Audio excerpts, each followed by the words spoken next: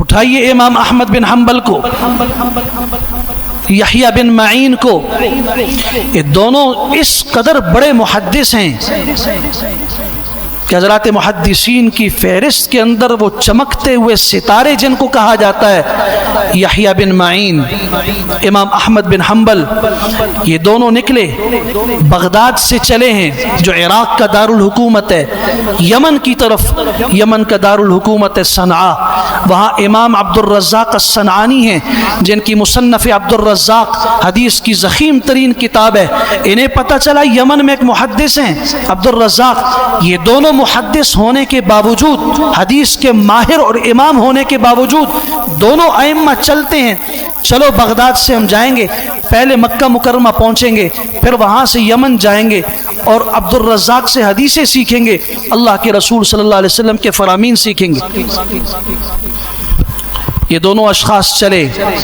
مکہ مکرمہ آئے، حج کا موسم قریب تھا، ارادہ کیا حج کریں گے پھر چلے جائیں گے۔ یحییٰ بن معین آئے، طواف کر رہے ہیں، نظر پڑی کہ امام عبد الرزاق بھی طواف کر رہے ہیں، ملاقات ہوئی، حضرت فرمایا میں حج کے لیے آیا ہوں،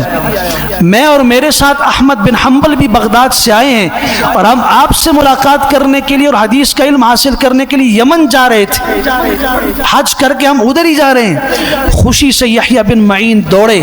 امام احمد کو تلاش کیا، فرمایا اللہ نے بڑی آسانی فرمائی، ہمارا ارادہ جن سے ملاقات اور حدیث لینے کا تھا اللہ نے انہیں ہمارے پاس بھیج دیا، وہ تو آج خود حج کے لیے تشریف لائے ہوئے، ہمارا معاملہ آسان ہو گیا۔ اللہ اکبر کبیرہ۔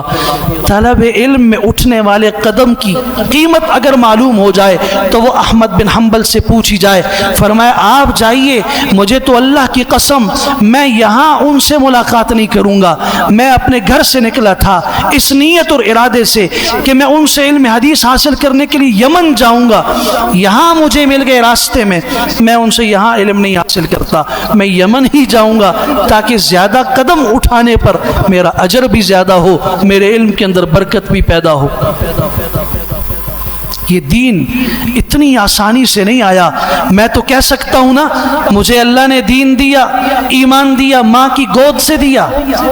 مگر سوال ہوگا ماں کی گود میں کہاں سے آیا؟ کہیں گے جی ان کی ماں کی گود سے، وہاں کہاں سے آیا؟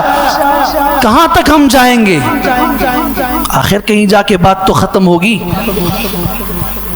کہیں تو ہمیں ماننا پڑے گا کہ نہیں، اس کے اندر ان لوگوں کی قربانیاں شامل ہیں، ان لوگوں کے بہتے ہوئے پسینے اور خون شامل ہیں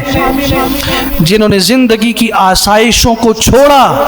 اور محمد الرسول اللہ کے دین کو عزت سمجھ کے دل میں بٹھایا۔